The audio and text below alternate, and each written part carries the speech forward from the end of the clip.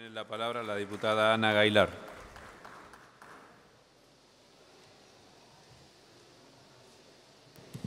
Señor presidente, como bien lo manifestaba el diputado preopinante, el diputado Sigonia, estamos de acuerdo con el fin, pero no así con el medio. Existen ya otras herramientas para lograr el objetivo de la extinción de dominio, y es el decomiso, que está previsto en el artículo 23 del Código Penal. Nos preocupa este proyecto, en primer lugar, porque si bien el fin es loable, es una copia de otro modelo importado de las Naciones Unidas.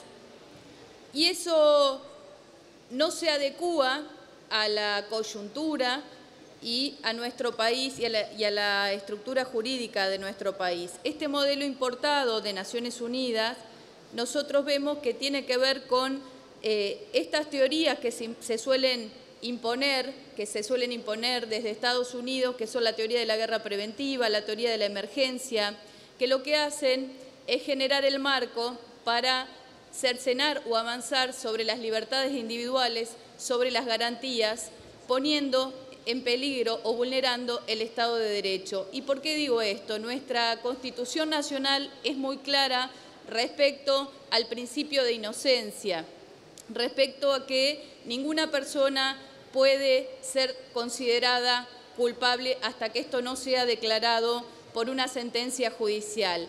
Aquí se está avanzando y avasallando sobre el principio de inocencia establecido en el artículo 18 de nuestra Constitución, así como también lo establecido en la Convención Americana de Derechos y Deberes del Hombre.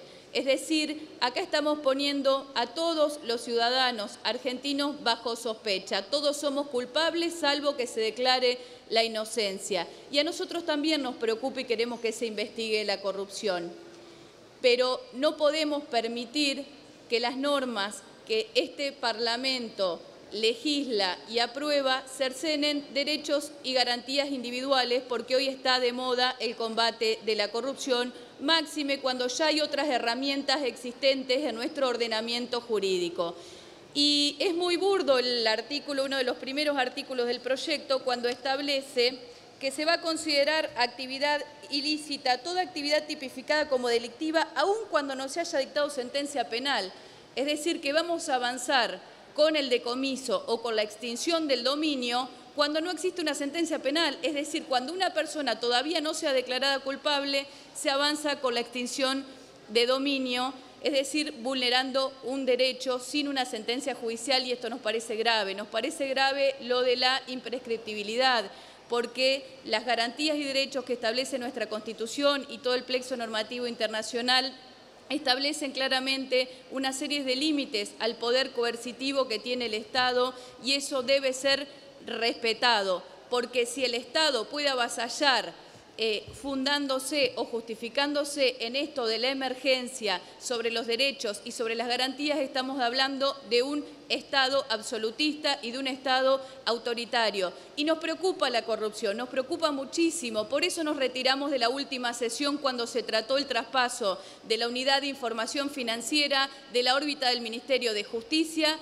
a la órbita del Ministerio de Economía. Nos preocupa porque ese siempre fue el lobby de los bancos, lograr que el organismo que controla el lavado de activos esté en la órbita del Ministerio de Economía para evitar que este organismo controlara a los principales sujetos lavadores, que son los bancos. Y nos preocupa muchísimo porque este organismo, que se logró a partir del año 2014, a partir del cumplimiento de la gestión de José Batel, a cumplir con las recomendaciones que establecía el GAFI, salir de la lista gris, es decir, cumplir con los estándares internacionales de control, prevención y supervisión del lavado de activos. Esta gestión que se llevó adelante ha sido prácticamente desmantelada a partir del inicio de la gestión de Mauricio Macri en el gobierno. Y cómo han nombrado al frente de este organismo cuya función principal es velar, supervisar, prevenir el lavado de activos, han nombrado al frente de este organismo que debe controlar a los bancos a una ex apoderada del banco HSBC. El Banco HSBC ha sido uno de los bancos que más multas ha tenido por parte de este organismo por operaciones sospechosas. Por otra parte, han despedido más de 60 personas de la Unidad de Información Financiera, entre ellas muchos de la Dirección de Análisis y otro de la Dirección de Supervisión.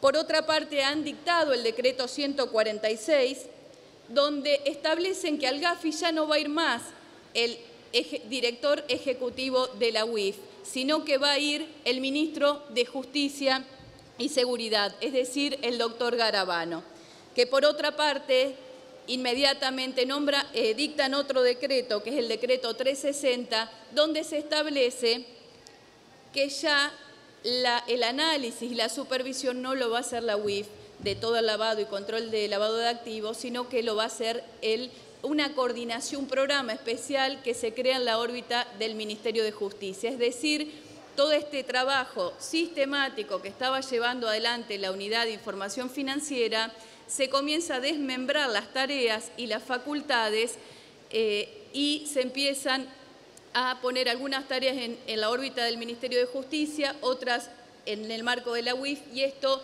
impide el control que se estaba llevando adelante hasta diciembre del 2015 y toda la labor que venían realizando. Y que por último preocupa también que el director de la UIF, Mariano Federici, ex asesor del Fondo Monetario Internacional, haya manifestado, porque la corrupción es delitos cometidos contra la administración pública, pero también en lo privado. Y el lavado de activos, quiero decir que para combatir el crimen organizado, que tanto hemos hablado en la sesión del día de la fecha y que a nosotros tanto nos preocupa, por eso habíamos fortalecido la Unidad de Información Financiera, se combate supervisando las operaciones sospechosas en los bancos.